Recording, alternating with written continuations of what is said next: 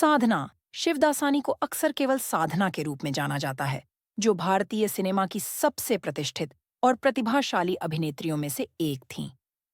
बॉलीवुड में उनकी यात्रा को अपार सफलता, अनूठी शैली और व्यक्तिगत संघर्षों से चिह्नित किया गया, जिसने उनके जीवन और करियर को आकार दिया। सपनों वाली एक युवा लड़की से लेकर भारतीय सिनेमा की मिस्ट्री गर्ल बनने तक, साधना की कहानी लचीलेपन, अनुग्रह और प्रतिभा में से एक है। साधना शिवदासानी का जन्म 2 सितंबर 1941 को ब्रिटिश भारत के कराची में हुआ था। वह एक सिंधी हिंदू परिवार से थीं और अपने माता-पिता की इकलौती संतान थीं। उनके पिता हॉलीवुड फिल्मों से बहुत प्रभावित थे और उन्होंने उनका नाम अपनी पसंदीदा अभिनेत्री साधना बोस के नाम पर रखा था। 1947 में जब भारत आजाद हुआ और पाकिस्तान बना, तो कई अन्य सिंधी हिंदुओं की तरह साधना के परिवार को भी विभाजन के कारण कराची से भागना पड़ा। वे मुंबई में बस गए, जहां उन्हें सीमित संसाधनों के साथ नए सिरे से जीवन शुरू करना पड़ा। विभाजन के कारण भारी कठिनाइयां आईं और उनके परिवार को आर्थिक रूप से संघर्ष करना पड़ा। इन कठिनाइयों के बावजूद साधना ने मुंबई के एक स्कूल में दाखिला लिया और बाद में जय हिंद कॉलेज में पढ़ाई की। उन्हें सिनेमा में गहरी रुचि थी और वह नरगिस और नूतन जैसी दिग्गज अभिनेत्रियों से प्रेरित थीं। उनकी सुंदरता और प्रतिभा ने जल्द ही फिल्म प्रेमियों का ध्यान आकर्षित किया। फिल्म उद्योग में साधना को पहला ब्रेक संयोग से मिला। जब वह एक कॉलेज नाटक में दिखाई दीं, तो एक निर्माता की नज़र उन पर पड़ी। जल्द ही उन्हें 1955 में राज कपूर और नरगिस अभिनीत फिल्म श्री 420 में एक छोटी भूमिका निभाने का मौका मिला।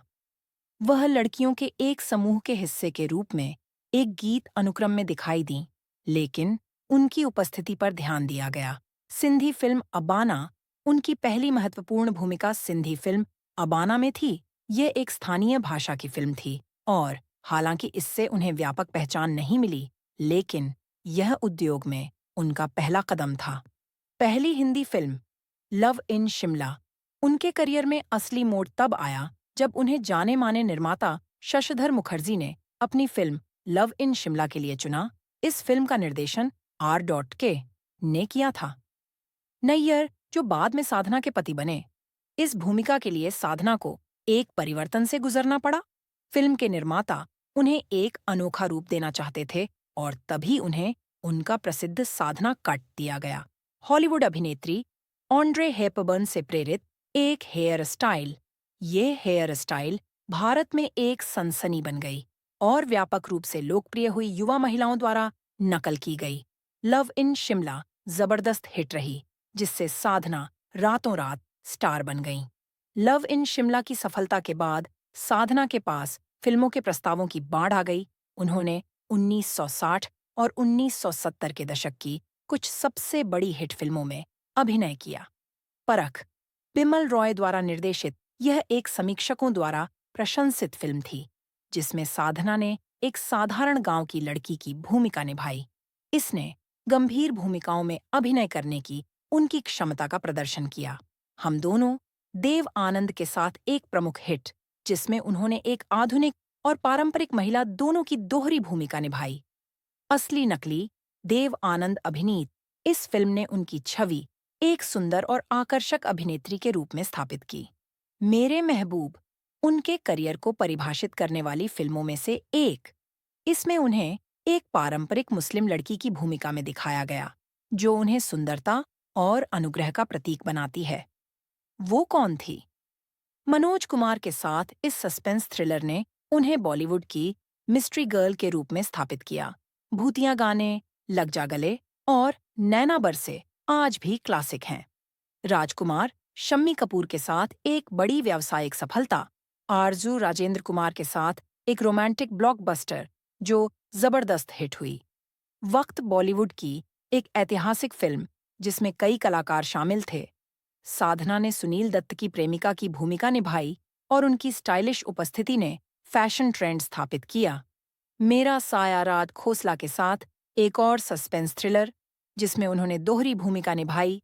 फिल्म एक बड़ी सफलता थी और इसके गाने आज भी याद किए जाते हैं। एक फूल दो माली, एक नाटकीय हिट, जिसमें उन्होंने संजय खान और बलराज साहनी के साथ अभिनय किया। साधना को आर्ट के से प्यार हो गया। नैयर उनकी पहली फिल्म लव इन शिमला के निर्देशक थे। अपने परिवार के विरोध के बावजूद उन्होंने उनसे शादी की। नैयर उनके सबसे बड़े समर्थक थे और उन्होंने एक मजबूत बंधन साझा किया। हालांकि उनकी शादी को वित्तीय और स्वास्थ्य समस्याओं के कारण चुनौतियों का सामना करना पड़ा। दंपति निःसंतान रहे, जो साधना के लिए एक गहरा दुख था। 1970 के दशक की शुरुआत तक साधना के करियर में गिरावट शुरू हो गई। कई कारकों ने इसमें योगदान दिया। थायराइड विकार। साधना को हाइपरथायराइडिज्म हो गया, जिससे उनके स्वास्थ्य और रूप रंग पर असर पड़ा। उन्हें अमेरिका में इलाज कराना पड़ा, जिसके कारण उन्हें फिल्मों से ब्रेक लेना पड़ा। उम्र और उद्योग में बदलाव। जैसे जैसे हेमा मालिनी और जीनत अमान जैसी युवा अभिनेत्रियां उभरीं, साधना को कम भूमिकाएं मिलने लगीं। सहायक भूमिकाएं करने से इनकार। अपने कई समकालीनों के विपरीत उन्होंने मात्र या गौण भूमिकाएं निभाने से इनकार कर दिया। उनकी आखिरी फिल्म गीता मेरा नाम थी, जिसका उन्होंने निर्देशन भी किया था। एक मजबूत फिल्म होने के बावजूद उन्होंने सुर्खियों से दूर रहने का फैसला किया। फिल्में छोड़ने के बाद साधना ने एकांत प्रिय जीवन व्यतीत किया। विशेषकर 1995 में अपने पति के निधन के बाद उन्हें आर्थिक रूप से संघर्ष करना पड़ा। कानूनी और संपत्ति विवाद। साधना मुंबई की संगीता बिल्डिंग में रहती थीं, जहां उन्हें बेदखल करने की कोशिश करने वाले बिल्डरों के साथ उनकी लंबी कानूनी लड़ाई हुई। वह अक्सर इस बात पर असंतोष व्यक्त करती थीं कि बॉलीवुड अपने पुराने सितारों को कैसे भूल गया। अपने बाद के वर्षों में वह कैंसर से पीड़ित रहीं। उन्होंने सार्वजनिक रूप से उपस्थित होने से इनकार कर दिया और मीडिया से दूर रहीं। 25 दिसंबर 2015 को साधना का 74 वर्ष की आयु में निधन हो गया। उनके अंतिम संस्कार में हेलेन आशा पारेख और वहीदा रहमान सहित कुछ उद्योग मित्र शामिल हुए। साधना एक सदाबहार बॉलीवुड आइकन बनी हुई है। उनकी शैली, विशेष रूप से साधना कट के बारे में अभी भी चर्चा की जाती है। उनके कई गाने और फिल्में आज भी मनाई जाती हैं। सस्पेंस थ्रिलर में उनका योगदान अद्वितीय था और वह बॉलीवुड में सुंदरता और रहस्य लाने वाली पहली अभिनेत्रियों में से एक थीं। अपने संघर्षों और अकेलेपन के बावजूद भारतीय सिनेमा की सबसे खूबसूरत, स्टाइलिश और प्रतिभाशाली अभिनेत्रियों में से एक साधना की विरासत बरकरार है। साधना शिवदासानी का जीवन ग्लैमर, सफलता, संघर्ष और एकांत का मिश्रण था। एक युवा शरणार्थी से लेकर बॉलीवुड की अग्रणी महिला तक की उनकी यात्रा उल्लेखनीय थी। वह एक ऐसी अभिनेत्री थीं जिन्होंने सुर्खियों से दूर रहकर प्रसिद्धि के बजाय गरिमा को चुना, लेकिन सच्चे सिनेमा प्रेमियों द्वारा उन्हें कभी नहीं भुलाया गया। उनके गीत, फिल्में और शैली पीढ़ियों को प्रेरित करते रहते हैं और उन्हें सच्चे अर्थों में एक किंवदंती बनाते हैं।